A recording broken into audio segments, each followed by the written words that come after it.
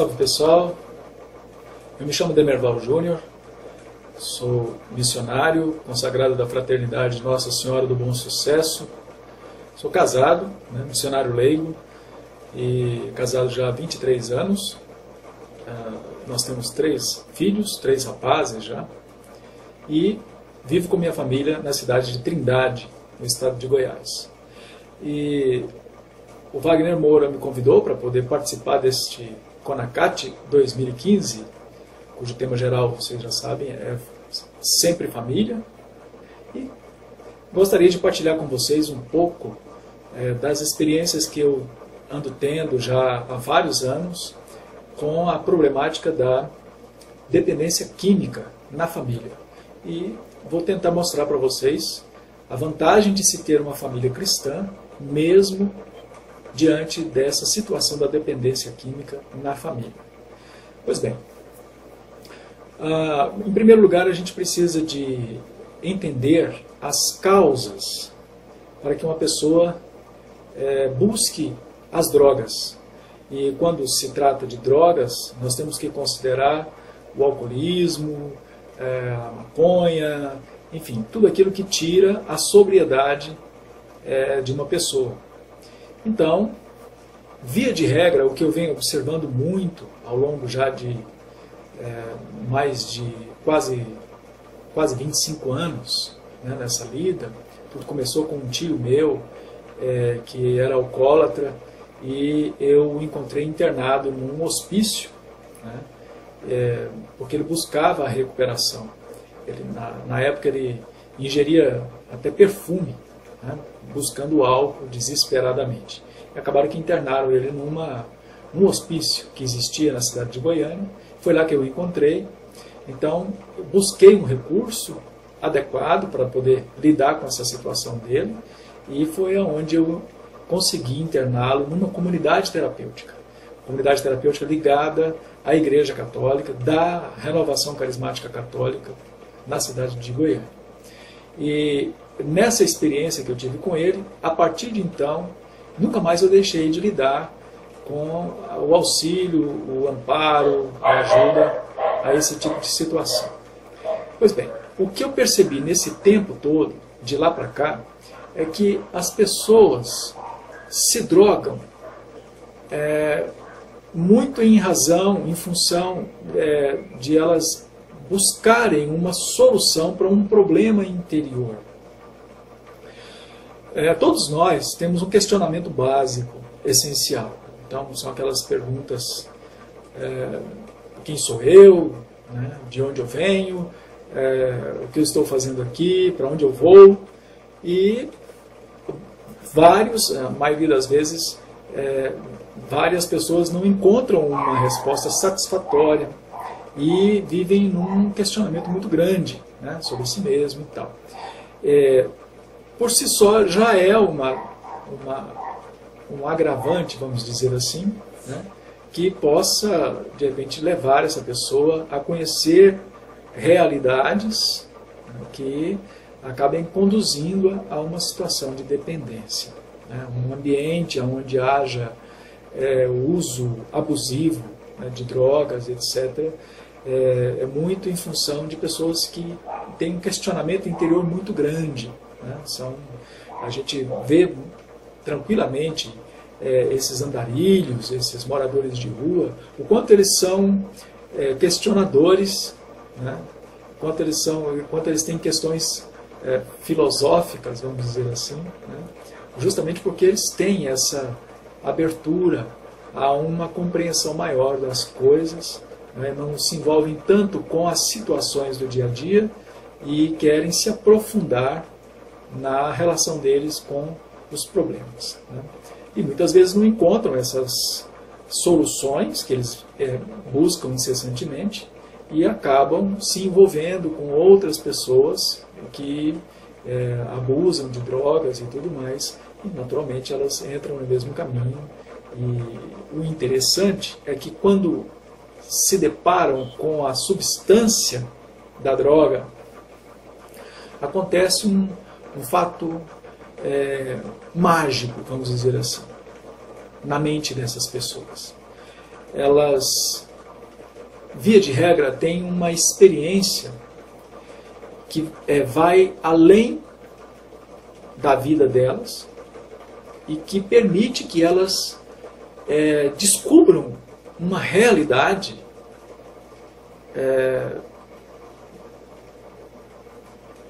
transcendente. Essa é a palavra. Uma realidade que leva elas a uma outra vida, a uma experiência de transcendência. É claro que esse é o papel da igreja, de nos levar a uma realidade diferente deste mundo, né? A realidade das coisas do alto, das coisas do céu e tudo mais. Mas a droga oferece algo semelhante, que é fato, que é uma mentira, é uma falsidade, mas que dá essa sensação a essa pessoa. Então, o termo genérico que se utiliza é que a pessoa experimenta um barato. Ou seja, ela vive uma outra vida. Ela experimenta uma outra realidade. E isso perdura enquanto a droga faz o seu efeito no organismo. Passou o efeito, tal qual uma criança diante de um brinquedo no parque de diversões, ela vai querer de novo. Então ela busca de novo a droga, passa o efeito, busca de novo, isso incessantemente, e acaba se tornando um vício.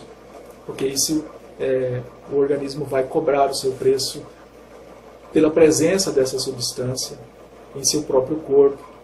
E a própria mente da pessoa vai se habituando àquele prazer, de tal forma que leva a pessoa a acreditar que ela não pode viver sem aquela substância no seu interior. Então, isso basicamente é o drama da dependência, né? Então, aquilo que no princípio era prazeroso, era até, entre aspas, libertador, de repente se revela uma opressão, uma escravidão, né? E faz com que a pessoa viva em função dessa droga. Tudo na mente dela vai ser em função dessa droga. O pensamento dela está voltado 100% para a obtenção da droga, para o uso da droga, para os efeitos que essa droga faz no seu organismo. No começo ela dava prazer, mas agora ela causa dor. Na medida em que a dependência vai se aprofundando, ela vai tendo mais e mais experiências dolorosas por conta dos efeitos dessas substâncias. E eles variam, os efeitos variam de droga para droga, mas o que não varia é o sofrimento que uma droga leva para a pessoa. Então, que tipo de sofrimento que é esse? É interessante porque a gente não entende normalmente o porquê que a pessoa cai incessantemente no uso abusivo das drogas. Já que todo mundo sabe que as drogas matam. Todos nós sabemos. Droga mata. Mas o que acontece com o dependente vai muito além de uma frase de efeito. E o dependente, na verdade, ele não está buscando a morte. O que ele não quer, isso é que é o fato mais interessante na drogadição. Eu digo interessante porque quando a gente percebe isso, a gente se surpreende. O fato interessante é que o dependente usa a droga porque ele não quer morrer. É que quando a substância se ausenta do organismo, o organismo começa a dar sinais que são sinais de plena sensação de morte. Imagine você passar 2, 3 dias sem beber água. É evidente que quando você vir uma água, mesmo que seja uma água suja, não importa o estado em que ela esteja, você vai com sofreguidão atrás dessa água. Imagine que você fique 4 dias, 5 dias sem comer. É evidente que se você vir um prato de comida, uma vasilha com um bolo, alguma coisa assim, você vai comer e nem vai pedir licença. E muito provavelmente vai até roubar para poder suprir essa necessidade do organismo. Justamente porque se você não come, se você não bebe a água, você naturalmente morre. Então, a cobrança do organismo, da mente, é de preservar o organismo, de preservar a pessoa. E ela vai fazer de tudo para se preservar. É isso que acontece na ausência da droga. O organismo, que recebeu tantos estímulos prazerosos, interpreta aquela substância como uma razão de ser da própria existência, um motivo da própria vida, como a comida, como a água, e até mais do que a comida e do que a água. Então, se ele não tem a substância, ele sente dores, ele sente sensações, ele tem sensações terríveis. E a única forma que ele encontra para se livrar daquelas sensações e daquela sensação de morte iminente é se drogar novamente. Mesmo que ele saiba que isso vai ter que se repetir por muitas e muitas vezes, ainda assim ele não quer mais sentir aquela sensação de morte. É por isso que ele volta e se droga. Então nós precisamos de compreender o que acontece na vida do dependente para poder tentar ajudá-lo, para dar uma solução para o dependente, ao ponto de ele realmente se ver livre daquela situação.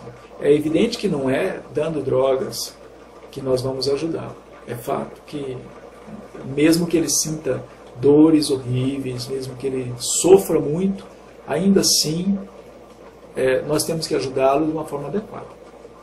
E é aqui que mora, de fato, a vantagem de ser um cristão, de ser alguém que tem fé, alguém que oferece uma verdadeira experiência de transcendência, de realidade, que nos leva a um mundo diferente desse aqui. E justamente porque nós temos essa experiência é que os casos mais concretos de recuperação da dependência são exatamente daquelas pessoas que procuram ambientes religiosos. A própria Organização Mundial da Saúde reconhece a espiritualidade como um fator primordial no processo de recuperação da dependência química. Então é onde nós temos um trunfo muito forte em nossas mãos. Porque nós temos aquilo que a droga finge oferecer. Só que o que nós temos é real, é concreto. É uma experiência sólida, uma experiência que não depende de substâncias, não depende de nada daquilo que esteja exterior a nós. É algo que está em nós, dentro de nós, que habita em nós. Então, é sobre isso que eu gostaria de alertar as famílias nesses poucos minutos que, infelizmente, eu tenho para poder falar sobre este assunto, mas que talvez motive as nossas famílias a buscar mais informações sobre essa possibilidade. O que eu quero deixar para vocês é que a dependência química de fato é algo terrível, de fato é algo que transtorna o ambiente familiar, o ambiente de trabalho, o ambiente onde o dependente está. Mas também é uma situação simples de se resolver. Eu não estou dizendo que seja fácil. Eu quero que você compreenda que é simples, porque não precisa de muitas coisas para se tratar a dependência química. É simples porque está em nossas mãos. E na medida em que está em nossas mãos, basta que nós aprendamos a usufruir desse recurso que nós temos em nós.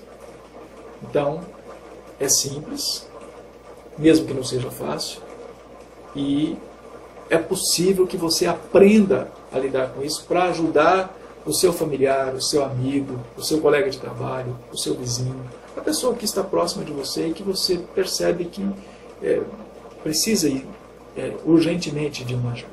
Pois bem, então vejam só. O momento certo de ajudar um dependente não é simplesmente pegá-lo e obrigá-lo a se internar, coisas desse sentido. A não ser que ele esteja em coma, que ele esteja desmaiado, coisas nesse sentido, onde ele perdeu a consciência e que se não se fizer alguma coisa, ele pode acabar morrendo. Então é evidente que nós temos que agir. No entanto, nós temos que acompanhar esse dependente, observando, até que chega o ponto em que ele pede ajuda. É essa hora em que nós temos que ajudar. É essa hora em que nós oferecemos a ajuda que ele quer. Não só que ele precisa todos sabemos, mas muitas vezes ele ainda não sabe.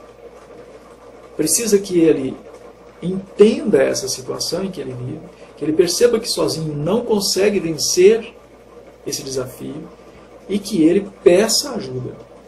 Quando ele pede ajuda, nós temos que estar com essa ajuda engatilhada, para então oferecer a ele. Que ajuda é essa? Nós temos diversos serviços à nossa disposição no Brasil inteiro. Nós temos, dentro da própria Igreja Católica, a Pastoral da Sobriedade, que é um serviço em nome da Igreja, que é um serviço da Igreja Católica, para qualquer pessoa, não só para os católicos, e que é oferecida em diversas paróquias no Brasil inteiro. Você consegue essa informação dos locais onde existem grupos de autoajuda, agentes da Pastoral da Sobriedade, pelo próprio site da Pastoral da Sobriedade. É sobriedade.org.br. Mas não só a Pastoral da Sobriedade trabalha com essa situação no ambiente da igreja. Nós temos diversos outros serviços, até mais antigos, como, por exemplo, o Amor Exigente, que está em muitos lugares da Igreja Católica. Temos também a Fazenda da Esperança, que faz um serviço maravilhoso, mais especificamente na internação dos dependentes. Então, nós temos comunidades terapêuticas masculinas, femininas, em vários lugares do Brasil, da Fazenda da Esperança, e muitas outras iniciativas de católicos, de entidades católicas, que estão aí para nos ajudar. Então, nós precisamos de ter informação sobre o nosso ambiente, aquelas ajudas que nós temos em torno de nós, para oferecermos aos nossos irmãos. Caso não haja nenhuma entidade católica oferecendo esse tipo de serviço, existem outros. Existem as Irmandades, o AA, os Alcoólicos Anônimos, o NA, os Narcóticos Anônimos, e assim por diante. O Al-Anon, o CEREA, o Centro de Recuperação de Alcoólatras, e por aí vai. São muitas iniciativas, e todas elas meritórias e que merecem inclusive o nosso próprio apoio. Então, buscar informação em volta de si. Enquanto o dependente não pede ajuda, nós estamos nos informando sobre as ajudas disponíveis em nossa volta. Quando ele pede essa ajuda, nós já temos como encaminhar. Aqui no estado de Goiás, nós temos um serviço de triagem oferecido pelo próprio estado. Então, é um serviço fantástico. De repente pode ter também no seu estado. Né? E quando procurado, através dos hospitais públicos, etc., então essa pessoa é encaminhada para esse serviço, que por sua vez encaminha para as diversas comunidades terapêuticas que existem espalhadas pelo estado todo. Então é um serviço muito bom e que a gente precisa de saber, de ter notícias, se isso existe à nossa volta, se está ao seu lado, se você tem essa disponibilidade aí também.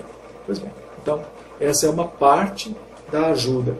Pois bem, enquanto o dependente não quer a ajuda, o que a gente faz? Se ele não quer a ajuda, se o dependente não quer a ajuda, queira essa ajuda a família. Então, a ajuda não é só para o dependente, é para todos os familiares, para todas as pessoas que estão em volta dele. No caso da pastoral da sobriedade, os grupos de autoajuda são para o dependente e os seus familiares, para quem quiser. Então, é fundamental que a família se trate enquanto, ou mesmo que o dependente não queira se tratar. Eu conheço casos concretos de dependentes que saíram da situação de usuário sem nunca ter ido ao grupo de autoajuda, porque os familiares se trataram no grupo de autoajuda e mudaram seu comportamento dentro de casa, fazendo com que aquele dependente percebesse a sua situação e, com um simples apoio da família, já entendendo tudo aquilo, sabendo como lidar com aquilo tudo, ele saiu da situação de usuário. Pois bem, e se nós temos como buscar essa ajuda, nós devemos buscá-la. Para nós, para o meu interesse, enquanto o meu familiar não quer o tratamento, eu quero. Eu vou me tratar. Eu vou cuidar deste sofrimento pelo qual eu estou passando. E vou ajudar quando for a hora, quando ele quiser. Mas enquanto isso, eu estou me ajudando. Eu estou cuidando de mim. Eu estou fazendo com que este sofrimento seja minimizado por conta da ajuda dos meus irmãos, daqueles que estão lá para se dispõem a me ajudar sem querer nada em troca. Então, é um fato interessante saber que existe essa disponibilidade e seria falta de inteligência não buscar, não é verdade? Então, procure. Se você é um dependente, se você é um familiar de dependente e esse dependente não quer ainda, não deseja se tratar, trate-se você mesmo, porque os familiares são codependentes. Todos adoecem quando há um doente em casa. Todos sofrem quando há alguém sofrendo em casa.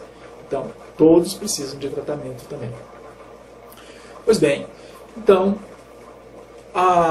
eu queria também deixar para vocês clara a ideia de que a dependência acontece muito comumente nos ambientes familiares desestruturados. Filhos de casais separados, casais que vivem brigando, mesmo os pais dependentes, né, alcoólatras, etc., os filhos tendem a seguir um caminho na mesma linha. Né? E no caso de famílias estruturadas, famílias que se amam, e que o filho acaba incorrendo, uma filha acaba incorrendo numa situação de dependência.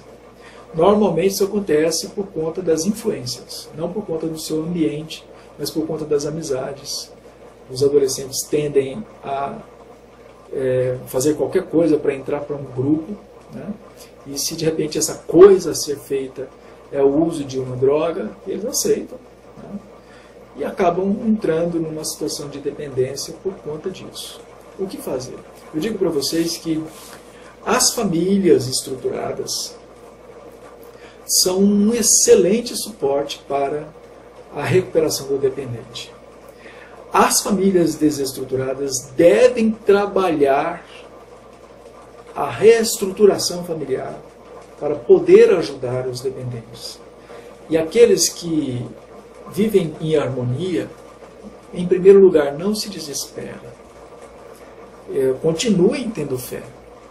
Saibam que isso foi um acidente na vida de vocês, mas que por conta mesmo dessa estruturação que vocês trabalharam tanto ao longo de tanto tempo de história familiar, vai permitir que este seu parente, filho, filha, pai, seja quem for, saia mais rapidamente da situação de usuário. Não se engane, uma vez dependente, para sempre dependente. Mas não quer dizer necessariamente que ele tem que ser usuário para sempre.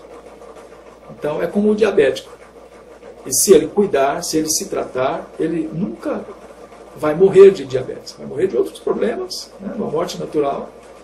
Mas assim também acontece com o dependente. Uma vez dependente, se ele se cuida, se ele se trata, para sempre ele vai ter que se tratar, mesmo que ele nunca mais use uma droga.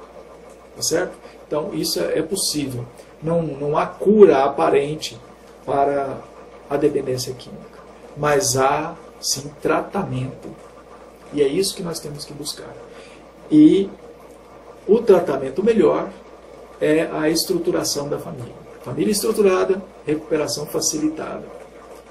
Se você tem uma família estruturada e agora está vivenciando uma situação de dependência no seu seio familiar, anime-se, saiba que esse é um grande trunfo que vocês têm nessa situação, mesmo que estejam sofrendo, e busque ajuda confiante, sabendo que isso vai passar. Se você percebe que a sua situação é diferente, a sua família não é assim tão estruturada, também não se desespere. É um pouco mais